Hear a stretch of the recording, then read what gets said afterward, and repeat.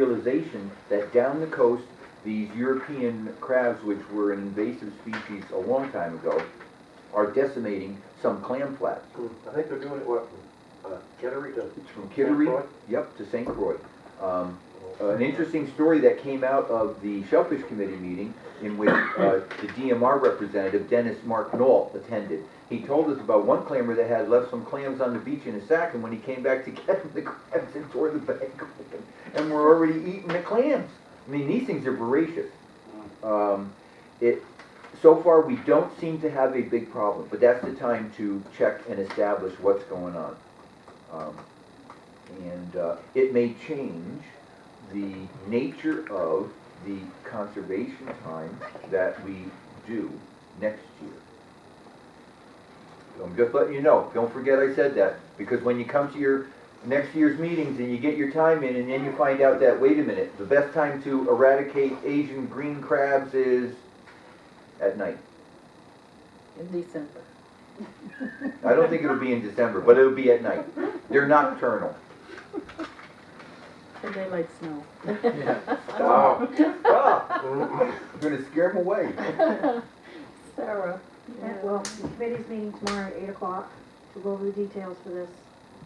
Yeah. And Yeah. Dennis sent me the requirements that I need, so you'll have that for tomorrow morning. What we have to have. All right. Captain Cassidy Yes. has 100 traps he can take home. Oh, boy. But he has all the lobster buoys and everything right in them. Oh, good. And he can pick out 10 traps, and just be aware of the number, his number on the license, Right. on the trap, and then just do the vent thing up, and traps are free, and Thank you, Martin. yeah. I spoke with Victor Trafford, and he is donating the bait. Oh, that's nice. Yep. So whenever we need that, we can just go down and get it. And he's been supportive of our Shellfish Committee since he's been here. So thank you, Victor. Yeah, well, certainly. Any other committee from you? Here in the clip. No. Sarah? John, that's one. I got one thing that I'd like to add. One thing that we're going to be doing a little differently. We're required by law that when we do a liquor license application or renewal, that we advertise it in the paper. So the vendors are going to have to recognize the fact that you can't come in, throw down an application, and then say, well, can the selectmen look at it this week? We have to go through the process of finding out when the paper is going out, putting it in that paper, and then the selectmen's meeting following that is when the selectmen will be able to address it.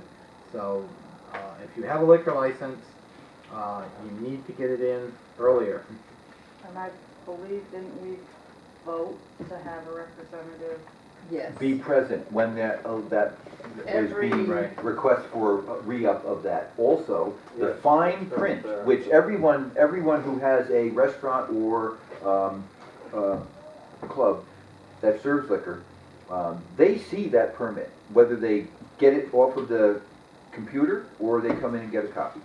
And the fine print is the important part. That's the part that what we okay, if we haven't done our due diligence, we're risking. So we can't be risky anymore, folks. That's all there is to it.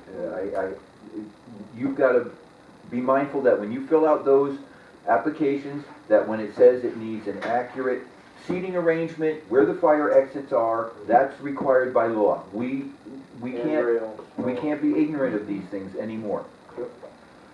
And if you're putting certain hours, you are going to be restricted to those hours. Mhm. True. We have had an incident where we have approved a liquor license for certain hours, and the establishment is running longer than the approval. Right. Well, that's, So that's going to be addressed. yep, Okay? So very much so. the state is getting a little stricter, and also the town is getting a little stricter on the liquor licenses. Yep, sounds good. Sarah, do you have any committees you need to? Lubec Scoop International Sculpture Symposium Group is meeting more actively now. I went a couple Saturdays ago to meet with representatives from all of the other 6 communities that have been chosen for next year's symposium, and with members of the board for SISS and their employees to talk about timelines and artist selection and a lot of other things. And Yeah. we will begin our fundraising shortly, so you'll be hearing more from us and what's to come. When do you hold your meetings? Are they monthly? Are they regularly scheduled? Not at this time. Okay. When they are, because I know there's a great amount of interest in the community to see this furthered.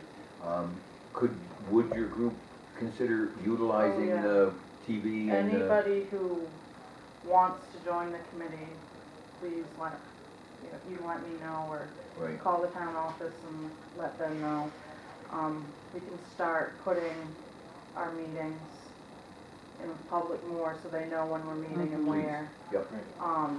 Our next meeting is next week, and basically it's to stuff envelopes, so there's no other duties on the schedule except for stuffing envelopes. So after that, we'll meet at a more regular schedule. Where are your meetings, Sarah?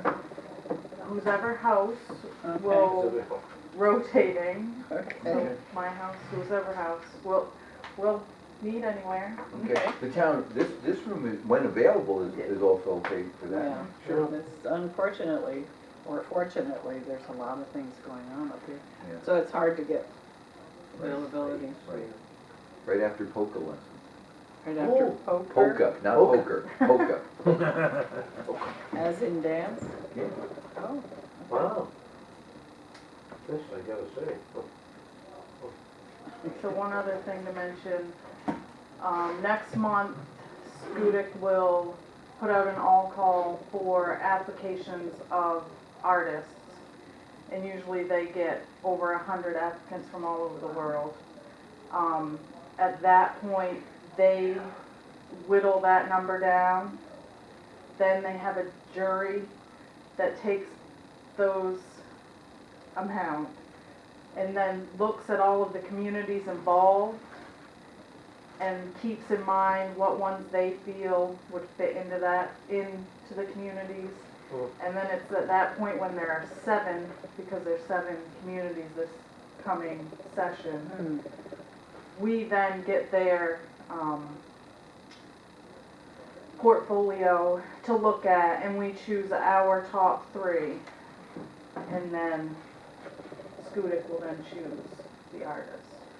So we will be putting together some information about the site that we've all talked about, Stockbridge Park, the history of Lubec, so they have a better understanding of our history, what we might want to see in a sculpture, and then the artist's decision will probably be made March or April. And then, that's something that we may open up and would like other people to help us choose. good, good. So it'll be a busy 6 weeks next August and September. They do the actual work in Prospect Harbor. So it'd be some traveling for members of the community who want to see it happening. All of the artists in one location working.